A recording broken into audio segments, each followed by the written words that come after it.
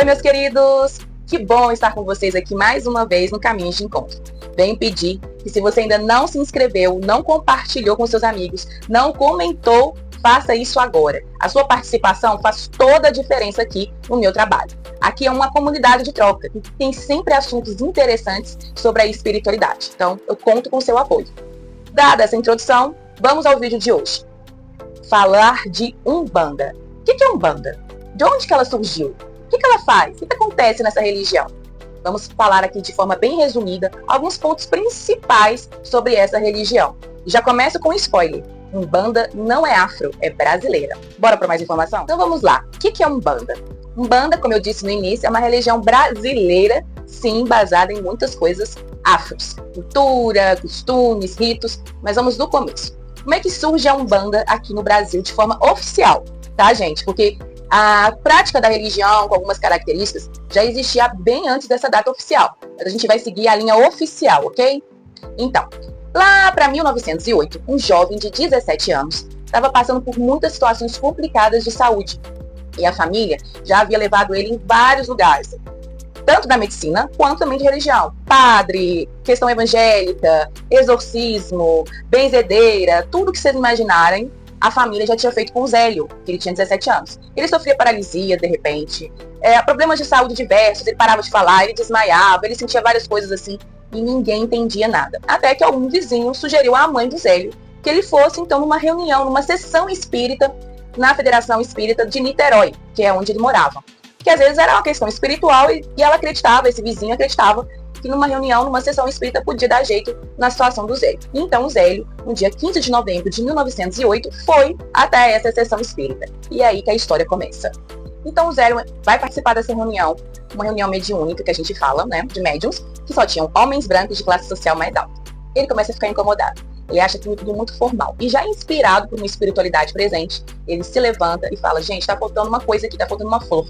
Ele vai no jardim do local lá, que era a Federação Espírita de Niterói, pega uma rosa branca e põe no meio da mesa. Os homens já ficam achando aquilo muito estranho, muito fora do ritual que eles tinham, mas não falam nada não.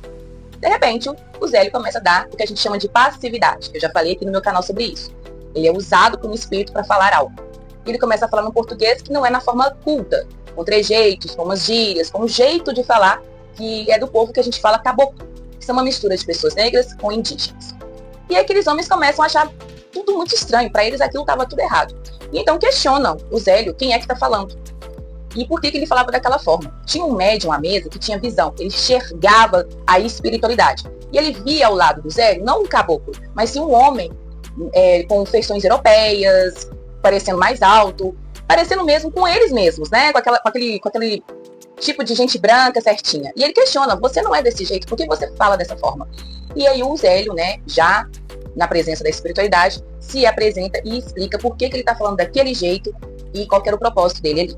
Então aquela entidade que está ali, presente, junto ao Zélio, se coloca falando o seguinte, olha, eu estou aqui porque eu tenho uma pretensão, eu tenho um objetivo, uma missão, de fundar, criar uma religião onde todos são bem-vindos, onde não tem exclusão de ninguém, onde os menos favorecidos, os negros, as mulheres, os marginalizados possam ser incluídos, possam receber bênçãos, possam receber orientações. E explica por que a imagem dele ao lado do Zélio era de um homem europeu. Ele fala que ele teve uma encarnação que o marcou muito, que quando ele foi padre em Lisboa, em 1761, o nome dele era Gabriel Malagrida. Esse Gabriel Malagrida foi acusado pela igreja de bruxaria e morreu queimado. E ele tinha orgulho disso. Por isso que a imagem dele era desse homem. Marcou muito a existência dele. Mas que a última encarnação dele, que ele tinha muito orgulho de ter sido, foi como um caboclo brasileiro. E por isso eles colocavam ali como o caboclo das 7 encruzilhadas, com esse objetivo de uma nova religião. E é claro que aqueles homens que estavam lá acham aquilo tudo muito fajuto, não concordou muito com aquela história. Mas o caboclo não se importou e afirmou que no dia seguinte ele ia dar início a essa religião. Que todos estavam convidados para ir na casa do Zélio às 8 horas da noite, para que começasse essa nova religião com uma sessão. Ele lá estaria também. Aqueles homens ficaram ali questionando, terminou-se a sessão, mas no dia seguinte eles foram para a casa do Zélio, assim como muitas outras pessoas se apresentaram lá, e às 8 horas da noite, o caboclo 7 encruzilhadas, mais uma vez, se fez presente através da mediunidade do Zélio, e deu todos os detalhes que ele queria dentro da Umbanda, o que ele queria que fosse feito, quais a espiritualidade que era bem-vinda para o trabalho que ele estava propondo ali. E deu o nome de Umbanda. Umbanda, pessoal, vem de uma língua que é originária, sim, da África, tá? Vem de Angola e tem o significado de curar, a arte de curar. Esse é o significado do nome Umbanda. E é esse que é o objetivo da religião. Foi para isso que ela foi fundada, foi para isso que ela foi feita. E agora, então, no dia 16 de novembro, tem essa primeira sessão de Umbanda. E ali é fundado o primeiro terreiro de Umbanda no Brasil, que tinha o nome de Nossa Senhora da Piedade, lá na Casa do Zélio, na cidade de Niterói, no Rio de Janeiro.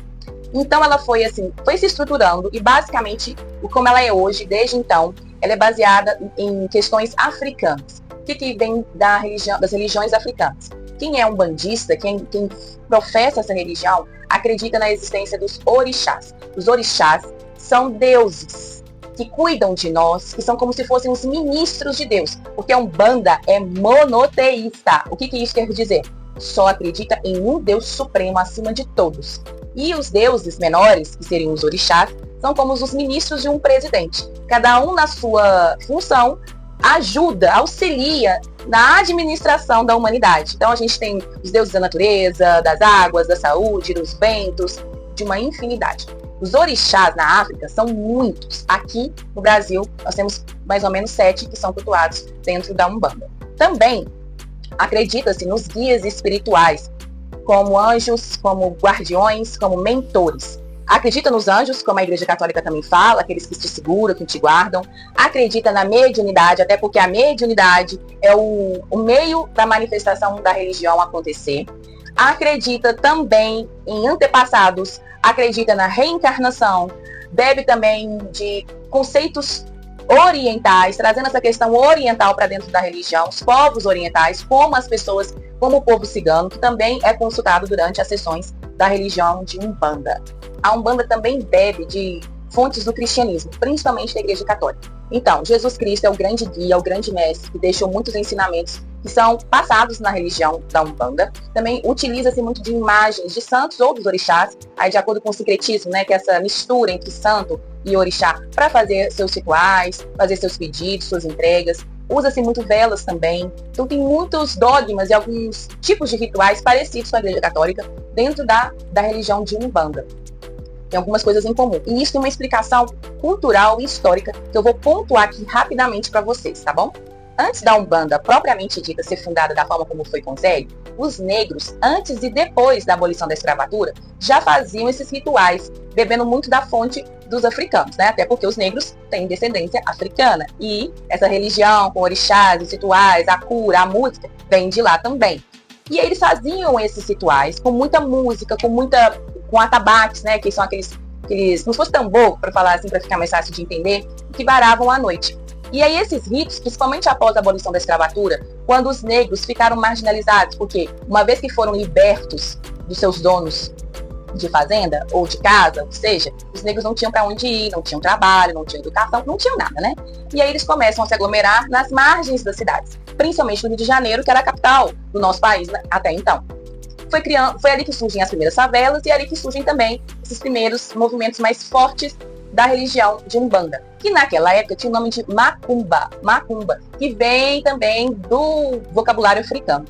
A Macumba, então, era, na verdade, os encontros de religião ali que esses negros faziam para cultuar suas entidades e que eram fortemente reprimidas pela polícia naquela época. Eram destruídos, eram presos, porque não se aceitava outra religião que não fosse a católica no Brasil.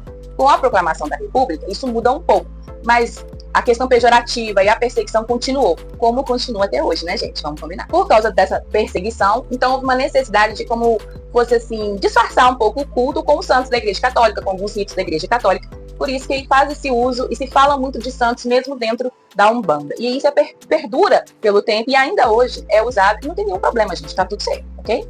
Bom, depois da fundação pelo Zélio, o tempo foi passando, e aí em 1939 é fundada a primeira União Espírita de Umbanda. Começou a se organizar de uma maneira melhor, ficar um pouco mais social, criar-se um código único, porque cada terreiro funcionava de um jeito, cada terreiro fazia uma coisa, e aí eles resolveram unificar, até para ficar um pouco menos estigmatizado pela sociedade a religião. E aí a Umbanda, desde sempre, mas então fica bem marcado ali, que não se deve cobrar por nenhum tipo de atendimento, que a base da religião é a caridade, é o amor, é levar cura, levar orientação, é levar conhecimento para quem busca, através dos seus ritos, Porque a gente tem banho, a gente tem defumação, tem oração, tem vários tipos aí, cada entidade faz uso de um material diferente para levar a cura e a orientação para quem busca dentro da religião. E em 1941, com uma formação mais estruturada dessa união de espírita de Umbanda, estabelece que também é importante levar conhecimento espiritual para quem busca a religião. Então começa a se usar também as obras de Allan Kardec, que foi o decodificador da doutrina espírita, e também outras obras psicografadas que a gente tem bastante, o nosso querido Chico Xavier. Que ele vai esclarecendo as pessoas que buscam a Umbanda, não só com uma cura rápida, mas com orientação. Porque, gente, não existe cura rápida.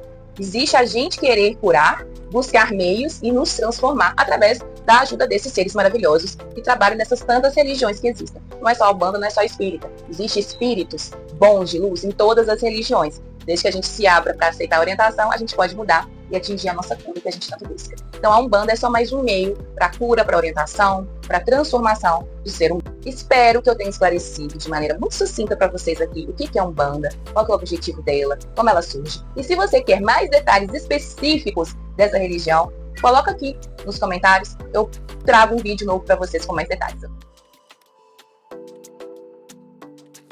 E no próximo vídeo eu vou falar de Quaresma. Esse tempo aí, esses 40 dias entre o Carnaval e a Páscoa. O que é Quaresma? O que isso significa?